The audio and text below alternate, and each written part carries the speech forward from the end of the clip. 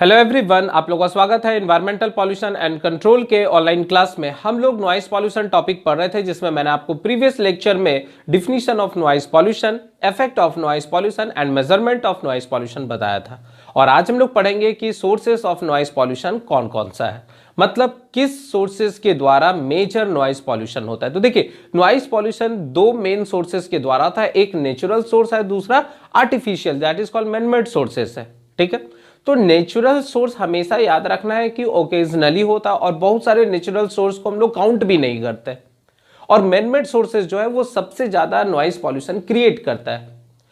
अगर natural source का example लें तो जैसे बिजली का कड़कना, ठीक है, आंधी का आना, या मान लीजिए बारिश अगर हो रहा है तो काफी कस के हो रहा है तो उससे भी साउंड क्रिएट हो रहा है।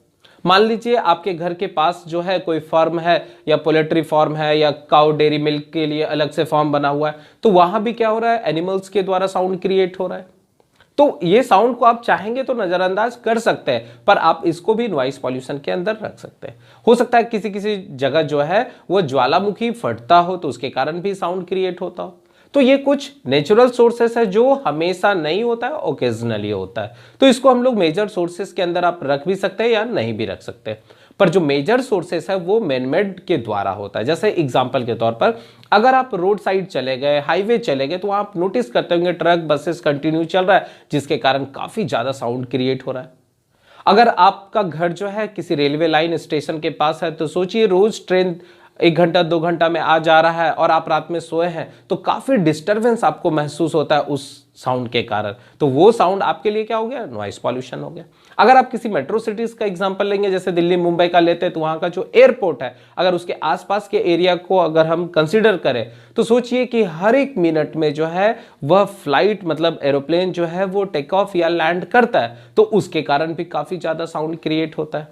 अगर आप किसी फैक्ट्री में चले जाए, इंडस्ट्रीज में चले जाएंगे, तो वहां बड़ा बड़ा मशीन लगा हुआ है, तो उसके द्वारा भी काफी ज्यादा साउंड क्रिएट किया जा रहा है। तो ये सारा का सारा जो है वह आपका मैनमेड सोर्सेस है। तो जल्दी इससे हम लोग इसको फटाफट देखते हैं कि कैसे हम लोग नॉइस पॉल्यूशन अलग अलग तरह के सोर्सेस से करते हैं। ठीक है, और ये काफी इंपॉर्टेंट है क्योंकि यहां से आपको लॉन्ग आंसर टाइप का क्वेश्चन आने का चांसेस काफी ज्यादा है, तो इसको वेरी इंपॉर्टेंट में डाल देंगे। तो कह रहा है कि सोर्सेस ऑफ नॉइस पॉल्यूशन, तो कह रहा है कि mainly noise pollution is classified into two major categories. ठीक है, पहला है नेचुरल सोर्सेस और दूसरा जो है मैनमेड सोर्सेस। क्लियर है? नेचुरल सोर्सेस में क्या है, पहला थंडरिंग एंड लाइटनिंग, मतलब बिजली का कड़कना। आप नोटिस किए होंगे कि बरसात के सीजन में काफी कस के बिजली कड़कता है, जिसके कारण अगर आप रूम में भी रहते हैं तो आप डर जाते हैं। तो वही कह रहा है कि thundering and lightning of cloud create intense noise, बहुत ज्यादा कस के आवाज निकलता है, विच डिसकंफर्ट द पीपल अराउंड, और आपके आसपास जितना भी आदमी वो काफी डर जाते हैं। ठीक है, और सोचिए अगर रात भर उसी तरह का बिजली कड़कते रहेगा तो आप नोटिस करेंगे कि आप अच्छे से सो भी नहीं पाते। तो वो साउंड क्या कर रहा है, आपके लिए नॉइस पॉल्यूशन का काम कर रहा है। दूसरा है स्टॉर्म एंड हाई विंड। मान लीजिए कस के आंधी चल रहा है, तो उसके कारण भी क्या होता है, काफी ज्यादा साउंड क्रिएट होता है। अगर आप राजस्थान सब चले जाएंगे तो वहां काफी धूल भरी आंधी चलते रहता है, तो वहां भी वो नॉइस पॉल्यूशन का काम करता है। ठीक है, नेक्स्ट है sound of sea waves and sound of heavy rain.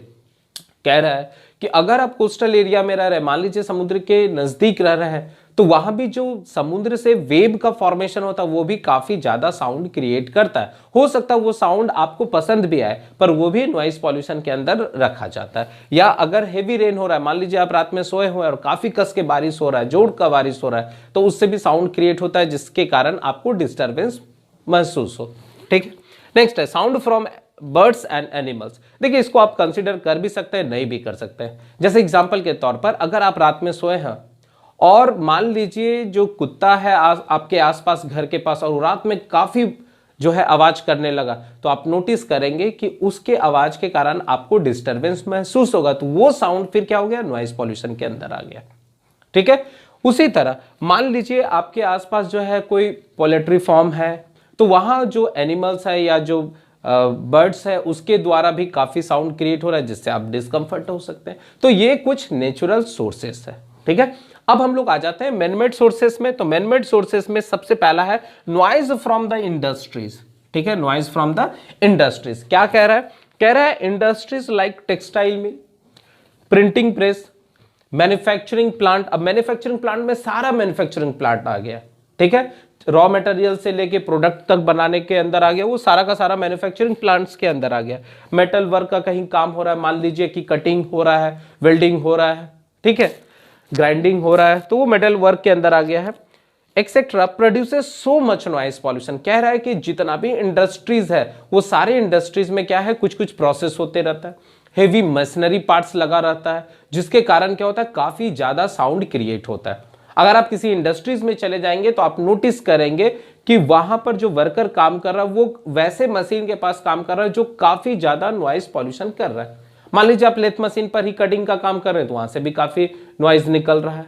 तो इस तरह से अगर आप मैन्युफैक्चरिंग सेक्शन में चले जाएंगे तो वहां बहुत सारा प्रोसेसिंग हो रहा है, उसके कारण साउंड क्रिएट हो रहा है। कह रहा है कि various type of noises like vibrating sound, machine चल रहा है उसके कारण वाइब्रेशन हो रहा है, वहां से साउंड क्रिएट हो रहा है। क्रशिंग साउंड, हो सकता है कि मेटल का हम लोग या जो फ्यूल है, कोयला है, उसको क्रश कर रहे हैं तो उसके कारण भी साउंड क्रिएट हो रहा है, ठीक है।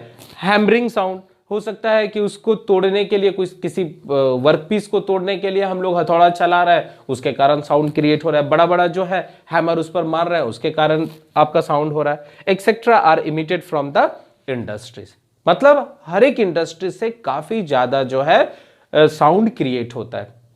तो मैन मेड सोर्सेस में अब हम लोग आगे और पढ़ेंगे कि कैसे आपका जो है अलग अलग, जैसे एग्रीकल्चर के द्वारा कितना साउंड क्रिएट होता है।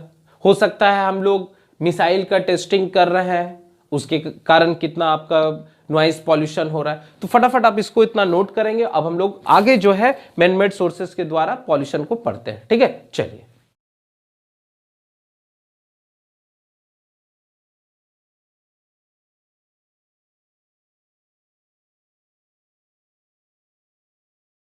चलिए, अब हम लोग नेक्स्ट आ जाते हैं कि मैन मेड सोर्सेस में दूसरा कौन सा सोर्स है जिसके द्वारा नॉइस पॉल्यूशन होता है। तो उसमें कह रहा है कि noise from construction and civil engineering work.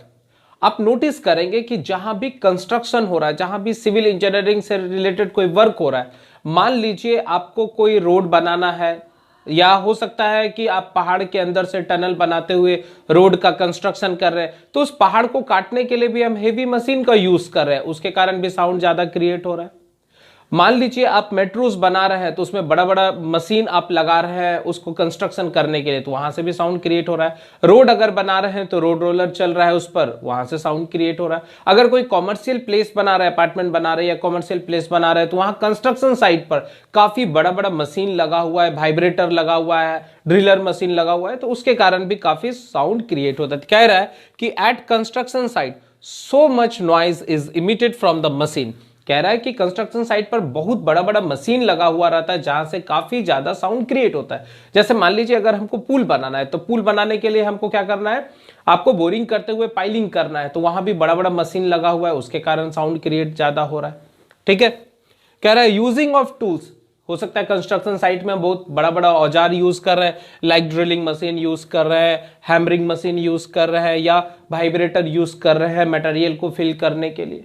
बात समझ में आ रहा है। फिर नेक्स्ट ब्लास्टिंग, हो सकता है किसी कंस्ट्रक्शन साइट पर हमको ब्लास्टिंग करना पड़े, कंस्ट्रक्शन गलत हो उसको ब्लास्टिंग करना है, या कोई मटेरियल वहां पर मौजूद है उसको हटाना है, ठीक है, ठीक है। फिर बोल रहा है कि फ्रॉम बुलडोजर, अगर आप बुलडोजर का यूज कर रहे हैं किसी कंस्ट्रक्शन साइट पर तो वहां भी काफी ज्यादा साउंड क्रिएट होता है। फिर स्टोन क्रशिंग के द्वारा भी काफी साउंड क्रिएट हो रहा है। रोड रोलर अगर चल रहा है तो उसके कारण साउंड क्रिएट हो रहा है। यूज ऑफ एयर कॉम्प्रेसर, आप नोटिस करते होंगे कि जब रोड पर हम लोग पिचिंग का काम करते हैं तो रोड को क्लीनिंग करने के लिए भी हम लोग क्या करते हैं, एयर कॉम्प्रेसर का यूज करते हैं, तो उसके द्वारा भी काफी साउंड क्रिएट होता है। फिर डंप ट्रक, अगर ट्रक का हम लोग डंपिंग करते हैं तो वहां से भी क्या होता है, काफी ज्यादा साउंड क्रिएट होता है। तो आई थिंक आपको ये पॉइंट समझ में आ चुका होगा। नेक्स्ट पॉइंट क्या कह रहा है कि ट्रैफिक नॉइज। देखिए, अगर नॉइज पॉल्यूशन के बारे में हम लोग बात करें तो उसमें मेजर जो और सोर्सेस है वो ट्रैफिक नॉइजेस भी आ जाता है। कह रहा है कि transportation system are the main sources of noise pollution. ये एक ऐसा सोर्स है जो लगातार नॉइज करते रहता है। अगर इंडस्ट्रियल सेक्शन के बारे में बात करें कंस्ट्रक्शन, तो हो सकता है कि 24 घंटा में आपको जो है 6 घंटा 8 घंटा ये कंस्ट्रक्शन का काम चल रहा है तो वहां से साउंड क्रिएट हो रहा है, पर नॉइज पॉल्यूशन ट्रैफिक के द्वारा है हमेशा 24 घंटा कंटिन्यूअस रहता है। तो कह रहा है कि transportation system are the main sources of noise pollution in urban area. शहरी क्षेत्र में सबसे ज्यादा नॉइज पॉल्यूशन का अगर कोई मुख्य कारण है तो वो आपका ट्रैफिक नॉइज है। उसमें भी main traffic noises are noise from the road traffic, है ना। अगर मान लीजिए आपके घर के पास से हाईवे गुजर रहा है या कोई मेन रोड गुजर रहा है तो वहां से काफी जो है व्हीकल्स का आना जाना रहता है, जिसके कारण काफी ज्यादा साउंड क्रिएट होता है। लगभग 65 डेसिबल से लेके 105 डेसिबल तक साउंड क्रिएट हो सकता है। नेक्स्ट है noise from the rail traffic. अगर आपका घर जो है रेलवे लाइन के बहुत नजदीक है तो आप नोटिस करेंगे कि वहां भी नॉइज पॉल्यूशन काफी क्रिएट किया जा रहा है। किसके द्वारा? रेल के द्वारा। तो लगभग 90 डेसिबल से लेके 100 डेसिबल तक का जो है साउंड रेलवे के द्वारा छोड़ा जाता है। फिर noise from the air traffic. मान लीजिए आपका जो घर है वो एयरपोर्ट्स के काफी नजदीक है तो वहां फ्लाइट का आना जाना लगा रहता है, तो उसके कारण भी काफी ज्यादा साउंड इमिट होता है। तो लगभग 100 से 130 डेसिबल तक का साउंड जो है वह एयर ट्रैफिक के द्वारा छोड़ा जाता है। नेक्स्ट आ जाएंगे फ्रॉम पब्लिक एड्रेस सिस्टम। देखिए आजकल के समय में क्या है कि अगर आपको अपना बात किसी के पास पहुंचाना है तो उसके लिए क्या करते हैं, आप पब्लिक सिस्टम का यूज करते हैं, जिसमें पब्लिक एड्रेसिंग सिस्टम में जैसे लाउड स्पीकर लगा लिए, म्यूजिक सिस्टम लगा लिए, उसके द्वारा आप क्या करते हैं, अपने बात को पहुंचाते हैं। तो उसी तरह कह रहा है कि using loud speaker music system in religious function. जैसे एग्जाम्पल के तौर पर मान लीजिए अगर कोई फेस्टिवल का सीजन चल रहा है तो आप नोटिस करते होंगे, अगर आप शहर का एग्जाम्पल लेंगे तो कोई फेस्टिवल में अगर कोई मूर्ति एक जगह पर्टिकुलर रीजन में या पर्टिकुलर जगह में बैठाया हुआ है तो फिर कुछ डिस्टेंस पर दूसरा रहता है। और एक चीज उसका खासियत क्या होता है कि वो लोग जो म्यूजिक सिस्टम यूज करता है तो एक लाउड स्पीकर पूरे रोड पर वो लगा दिया, दूसरा वाला जो मूर्ति बैठाया है वो भी लाउड स्पीकर रोड पर लगा दिया और दोनों का साउंड जो है एक दूसरे से टकरा रहा है।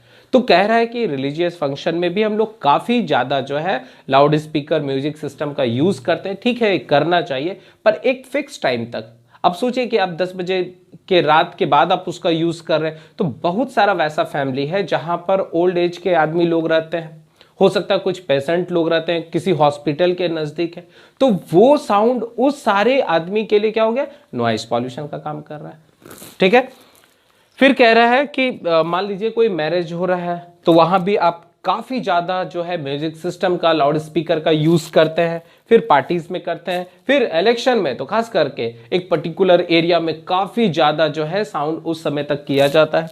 फिर स्कूल कॉलेज का अगर फंक्शन है तो वहां भी आप म्यूजिक सिस्टम का लाउड स्पीकर का यूज करते हैं। कॉमर्शियल एडवर्टाइजिंग, मान लीजिए आप किसी दुकान के आसपास जाते हैं या गुजरते हैं तो आप नोटिस करते हैं वहाँ बड़ा सा म्यूजिक सिस्टम लगा दिया है और काफी अनाउंसमेंट करते रहता है कि आज ये ऑफर है, आज वो ऑफर है, तो उसके द्वारा भी काफी नॉइस पॉल्यूशन हो रहा है। Therefore public system also contribute noise pollution. तो आई थिंक आपको ये सारा मेन मेड सोर्सेस अब धीरे धीरे समझ में आ रहा होगा। जल्दी से इसको नोट डाउन करेंगे और हम लोग अब पढ़ते हैं कि एग्रीकल्चरल मशीन के द्वारा किस तरह से नॉइस पॉल्यूशन होता है, हाउस होल्ड से किस तरह से नॉइस पॉल्यूशन होता है, इक्विपमेंट मतलब अगर आपका टेस्टिंग इक्विपमेंट है तो उसके द्वारा किस तरह से नॉइस पॉल्यूशन होता है। ठीक है, चलिए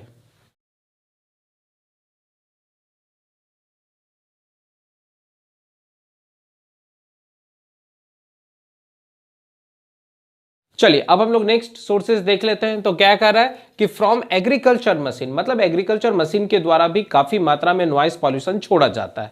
ठीक है, जैसे ट्रैक्टर का यूज कर रहे हैं, थ्रेसर का यूज कर रहे हैं, हार्वेस्टर मशीन का यूज कर रहे हैं, ट्यूबवेल का यूज कर रहे हैं, तो वहां भी उसके द्वारा काफी ज्यादा साउंड क्रिएट किया जाता है। जैसे एग्जाम्पल के तौर पर अगर हम लोग पंजाब स्टेट के बारे में बात करें तो वहां पर मेन काम एग्रीकल्चर है, तो वहां पर मेजरमेंट किया गया है कि एग्रीकल्चर के प्रोसेस के दौरान लगभग 90 से 98 डेसिबल तक जो है वह मशीन के द्वारा, एग्रीकल्चर मशीन के द्वारा साउंड क्रिएट किया जाता है। तो क्या कह रहा है कि फ्रॉम एग्रीकल्चर मशीन, तो tractor, thresher, harvester machine, tubewell, power trailer etcetera, all are agriculture machine and produce so much noise.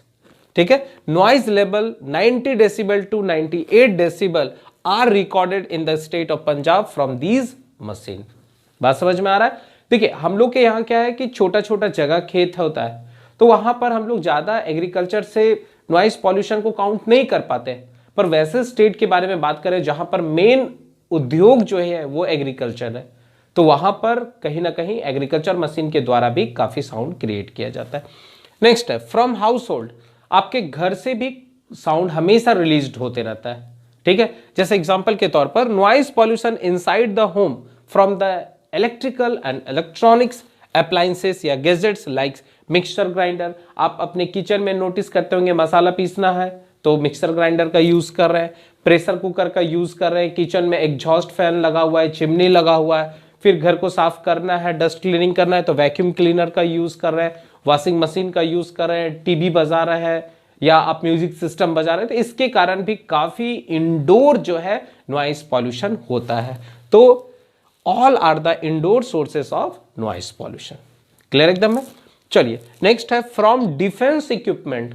देखिए अभी हर एक देश अपने आप को पावरफुल साबित करना चाहता है और उसके लिए वो क्या करता है, हमेशा किसी ना किसी मिसाइल का टेस्टिंग करते रहता है, किसी रॉकेट लॉन्चर का टेस्टिंग करते रहता है, ठीक है, या टैंक का टेस्टिंग करते रहता है। तो उसके द्वारा भी काफी मात्रा में जो है नॉइस पॉल्यूशन एटमॉस्फेयर में रिलीज किया जाता है। तो कह रहा है कि a lot of noise pollution is added to the atmosphere by launching of rocket, अलग अलग तरह का सुपरसोनिक से छोड़ा जाता है, रॉकेट का लॉन्चिंग कर रहे हैं, एक्सप्लोजन का कर रहे हैं, नया नया मिसाइल बना रहा है उसका टेस्टिंग कर रहे हैं, exercising of military aeroplanes and shooting practice. बहुत सारा देश मिलके क्या करता है, प्रैक्टिस करते हैं। हो सकता है फाइटर प्लेन का हम लोग प्रैक्टिस कर रहे हैं या शूटिंग का प्रैक्टिस कर रहे हैं, नया नया टैंक आया उसका प्रैक्टिस कर रहे हैं, वहां से उस पे मिसाइल छोड़ा जा रहा है।